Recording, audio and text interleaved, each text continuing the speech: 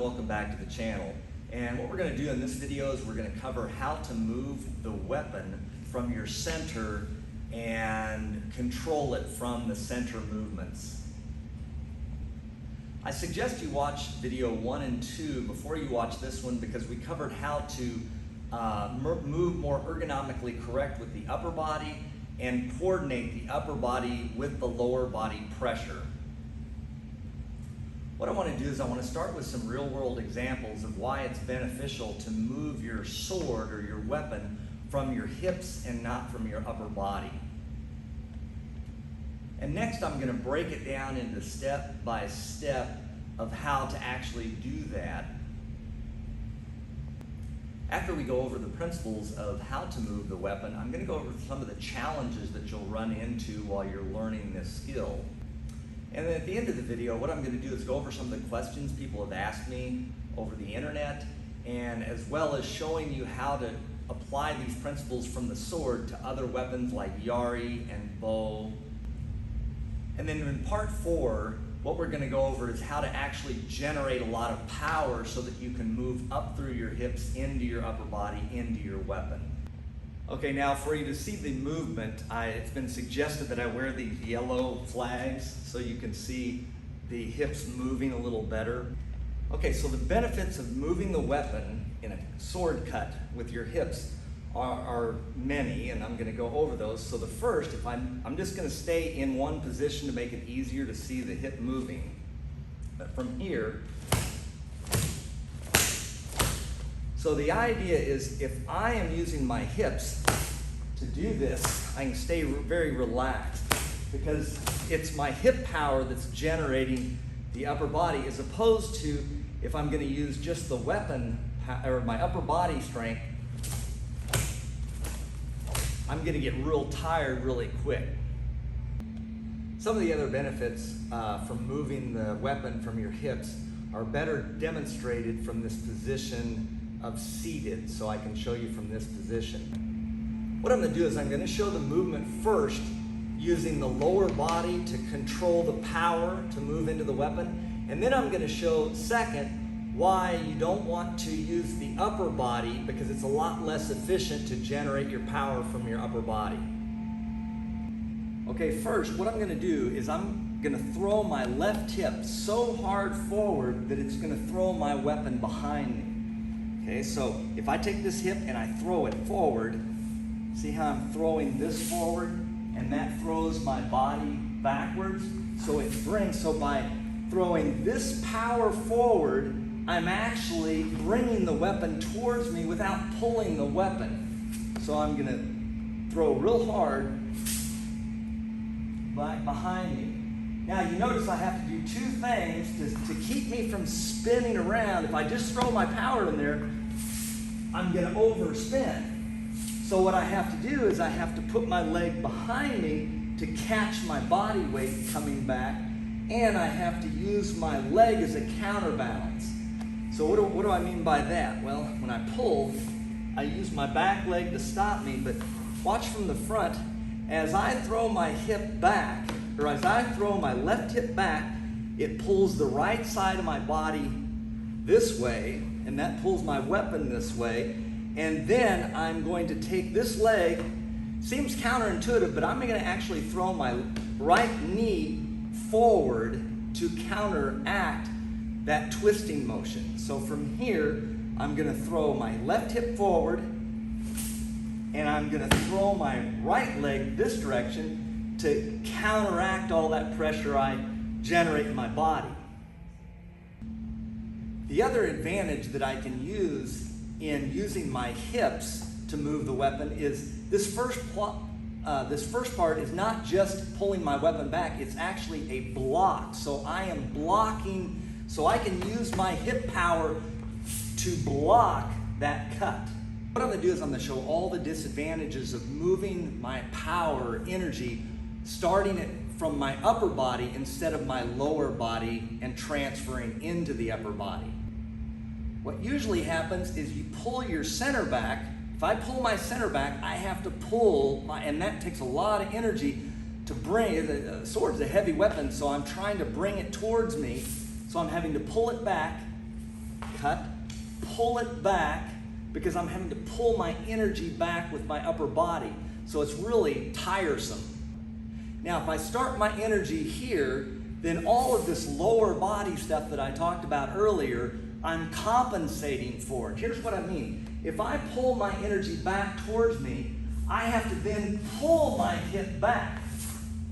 And it takes a lot. It slows me way down if I'm pulling my leg back instead of throwing it forward to compensate. Okay, so now we're going to start working on the process of moving the weapon with the hips. Now, the first thing you need to understand is the grip. Because if my grip is too close, like this, and I know some styles of Iaido, hold their grip closer together, and I'm going to show you in the end of the video how you can actually use the hip pressure even if you've got your hands closer together. But for this video, I'm going to show putting the left hand at the bottom where your pinky is just kind of wrapping around the end so you kind of feel where that is. And then this, not going to be smashed up against the suba, but pulled back. Maybe the first finger is touching the suba, but you've got about a fist between the two hands. And the reason you want that is because if I use my hips like a lever, see, I can pull, like I'm going to push this left hip, and I'm going to pull this right hip, and then I'm going to lift, just like a drawbridge, I'm going to lift the weapon. Now it's much harder. I can't have as much control if I'm putting my hands closer together. Okay, now what I want to do is I want to show you using your hands in this position to actually stop the weapon with your hips. So it's just another example of this. So if I'm in this position and I move to this position, I am stopping the weapon with this left hip. Okay? And I can do the same thing if I'm in this position. I can stop the weapon with my left hip. So the grip is important for not only leverage, but stopping the weapon. Now, what do I mean by that? Well, in the first video, I showed, starting the movement of the weapon with the wrist and extension. And by the way, I can put that above. If you haven't seen video 1 and 2, you might want to watch that before you plug through this video. But I'm squeezing here. Now watch. When this hip is connected to this elbow and this is forward, and I extend this from this hip, so no matter where this hip goes, I have the same extension through my arm. Watch what stops my sword. As I squeeze, that stops my weapon. Okay, instead of this, if I bring my hand back, or my sword back, and I pull, remember we were talking about pulling in the second video, pulling. If I am pulling, then I get to here, and I have no extension with my left hip, so it's going to bounce because I have no pressure in my left hand. So by putting pressure in my left side of my body, I'm going to stop that. So by extending both hands, I am stopping the weapon instead of pull and lift. So now let me show you the difference. In this cut, I am going to use my upper body, and I'm going to pull down, and pull up to stop the weapon, okay?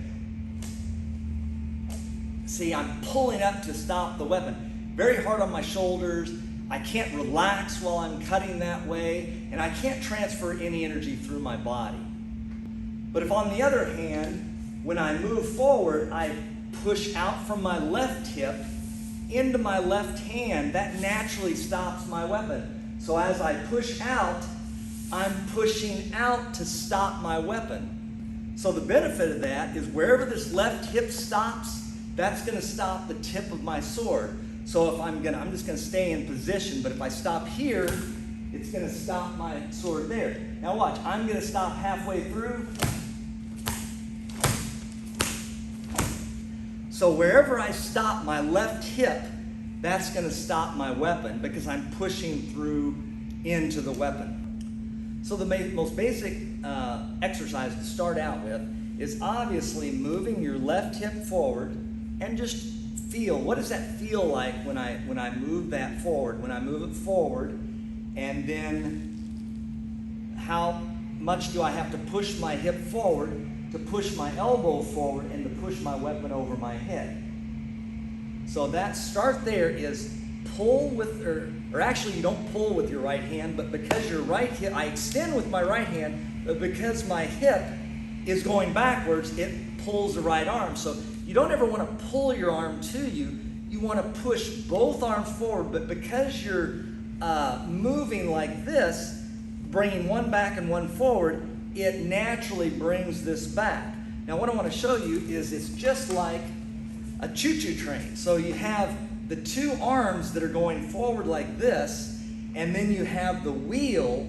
See how the wheel is going around? So a linear motion is creating a circular motion, and that's what you need to move a weapon. This is why what was in video 2 is so important, is because the elbows have to be connected to the pressure in your hips, because when my hips move, it's got a naturally, not keeping it tight and moving, but just a natural extension has to keep the hips moving and the arms moving to that. The hard part is you want to pull to you, and you have to push both arms away from you and resist the tendency to pull everything towards you. Okay, I know this sounds pretty simple, but you're going to run into some challenges, and here's the biggest challenge you're going to run into. Now, if I am going to step forward and my hips are going to rotate on this back hip, my left hip is moving away from the weapon, and my right hip is moving towards the weapon. And that creates a tendency in your sword cutting to, when I'm back here, if I move this forward, as this hip goes back, the tendency is to pull, it naturally wants to pull the weapon back, and then you ride up over the top of the weapon, and this leg becomes like a kickstand because you're putting all your power in your right side as you're pulling this back, and you're doing this. Now I'm over exaggerating, but you're pulling back to do that motion. Okay, so the challenge is, as I'm moving forward, pivoting on this left leg, the challenge is keeping my extension with this left hip pushing forward so that when I get to the end of the cut, I've got an extension to stop the cut. Instead of, if I'm pulling, I'm going to get a bounce at the end because I'm pulling this, and it's hard to, now I can put less power into it, and I can do like this and maybe stop it with my upper body, but I'm still not generating any power here. Okay, one way you can learn how to use your power in your hips to move that weapon and to get into your elbow is this drill right here. I'm using a 25-pound ball, and he's gonna, don't toss it to me yet, but he's gonna toss it to me. What I'm gonna do is I'm gonna catch it in compression, compress down into the right hip, and then I'm going to throw with the right hip. And what I don't want to do is I don't want to catch like this. If I catch like this, it's like cutting like this. I'm pulling my energy back. So when he throws the ball, I want to actually push into the ball and compress it, and then I want to press from the hip in, or throw from the hip to get it back to him. So he's going to throw it at me. I'm going to come in, I'm going to compress. I'm not going to pull my hips back, I'm going to compress. And then from here, I'm going to start the motion. I'm not going to try to throw it with my upper arm. I'm going to compress, and I'm going to throw with my body.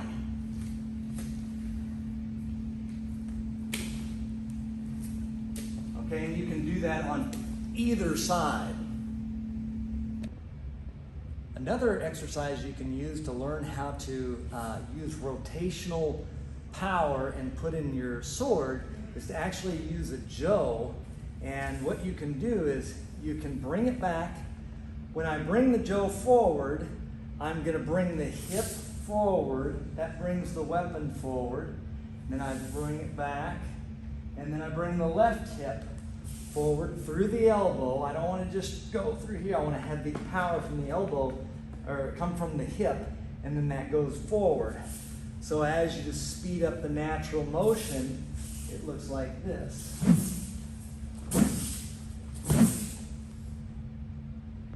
Okay, now I'm going to show you another exercise to really start to feel your hips generating the pressure with which to bring into your weapon. So start with your feet together, and I'm going to, here's my drawbridge. I'm going to push with this hand, push with the left hand, pull with the right hand. Now you don't want to pull it straight back, you're going to hit yourself in the face. So pull, turn your hips here, up to the top. Now watch, I'm just going to push my right hip forward and push both elbows forward to the stop.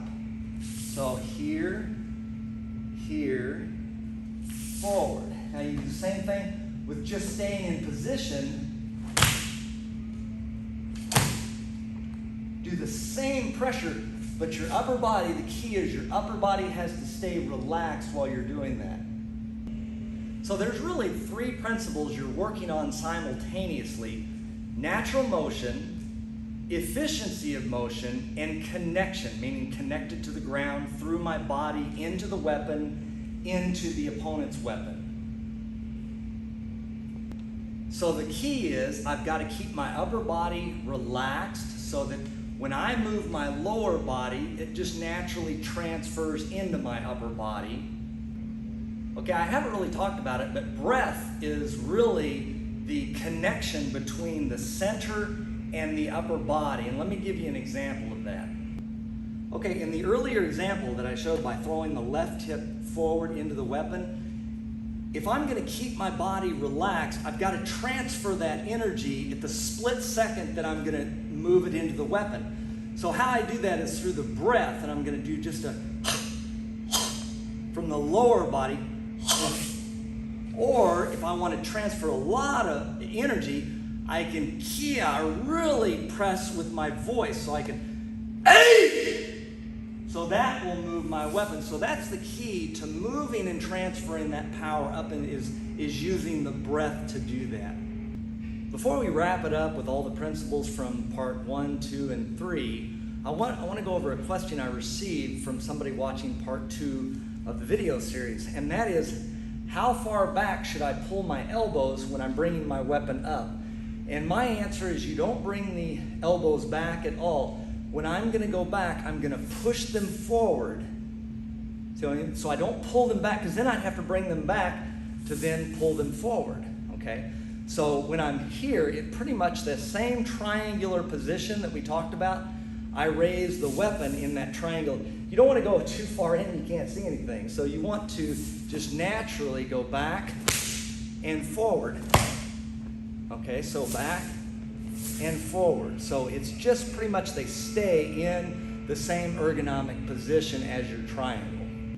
So to wrap it all up, what I want to do is use the principles from part 1, 2, and 3 and put it in this short review. So the first thing is I want my energy to come from my hips to move the weapon. Okay, I want to keep my upper body relaxed so my upper body's not compensating for a lot of inefficient movement because I'm moving from my upper body, okay? And I want to be able to project the power from the ground into the weapon. And how I do that is to move efficiently is I'm going to use my grip as part of because this grip is a lot easier than using this big muscle going down like this. And also connecting my hip to my elbows with pressure, just general pressure, and then I keep that pressure through all of the movements that I'm going to do. I keep that pressure going through my body. And then if I'm going to use my hips to move my weapon, the first place to start is just keeping both hands extended, not pulling this back. I'm pushing this forward, and my hips are making it come back. And that's the hardest concept, I think, to get, is I'm pushing away from my body, but yet my hips are bringing it back. So you've got to learn what that feels like, because if you start doing it fast, it's gonna go away from you. So you want to keep that nice natural motion and pressure. All these principles should apply to pretty much any style out there, and your sword teacher should be able to change as it dictates by the different sword style. Okay, just to show you, I know in Katori Shinto-ryu, which is what I study, we use lots of real heavy weapons, so you want to use your hips to move the weapon or you're going to get really tired or it's going to slow you way down. So I'm going to show you an example of using your hip movements to just move something as heavy as a Yari.